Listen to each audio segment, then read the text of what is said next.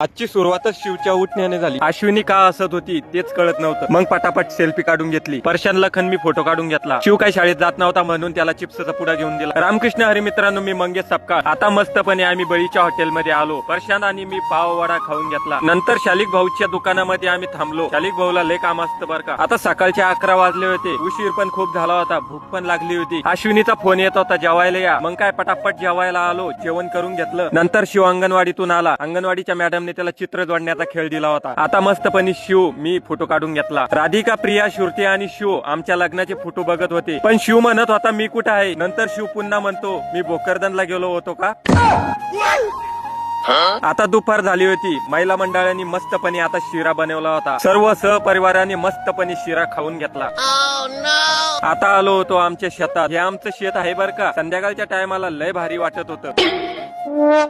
नंतर शेळ्यांसोबत पण फोटो काढून घेतले. हा आमचा शेळ्यांचा कोठा बरं का. कांदे उगले का नाही ते पण पाहून घेतलं. मस्तपणे कांदे उगले होते. आता 2 वाफ्यामध्ये कांदे टाकले होते. घरी लागतात ना खाण्यासाठी. नंतर पपायाच्या झाडाजवळ गेलो आणि पपाया आहे का नाही ते पण बघून घेतलं. तापमान खूप वाढलं. ऊन पण खूप वाढत होतं. आता विहिरीचं पाणी खाली खाली जात आहे. आता झाली होती संध्याकाळची वेळ. मस्तपणे आता ज्वारीमध्ये फोटो काढून घेतले. वातावरण खूप छान होतं म्हणून. वडिलांनी सांगितलं होतं सिद्धेश्वरामध्ये लग्न आहे, लग्नाला जा, संजू भाऊच्या मुलीचं. मग काय पटापट गाडीवर बसलो आणि डायरेक्ट पोहोचलो सिद्धेश्वरामध्ये. आलो तर पटापट सिद्धेश्वर महाराजांच्या पाया पडून घेतल्या. 2-4 पंक्ती वाढून दिल्या. नंतर जेवण करून घेतलं. सिद्धेश्वराच्या परिसरामध्ये मंडप टाकलेला होता. नंतर भरत दिसला म्हणून भरत सोबत सेल्फी काढून घेतली. आपल्याला हा मंडप लय आवडला. काय डेकोरेशन, काय पडदे, काय झुंबर आणि समोर ठेवलेला गणपती बाप्पा यांची चांदीची चमक असणारी मूर्ती. आपल्याला ओपन मंडपापेक्षा हा मंडप लय आवडला. नंतर आम्ही सर्वांनी पटापट गणपती बाप्पाचं दर्शन करून घेतलं. कोणी पण आलं तर मंडप लय भारी आहे राव असंच म्हणत होतं. काही जणांनी मंडप कुठला आहे तर हळद्याचा मंडप आहे असं सांगत होते. नवरदेव नवरी आली तर काय भारी एंट्री झाली तुम्हीच बघा.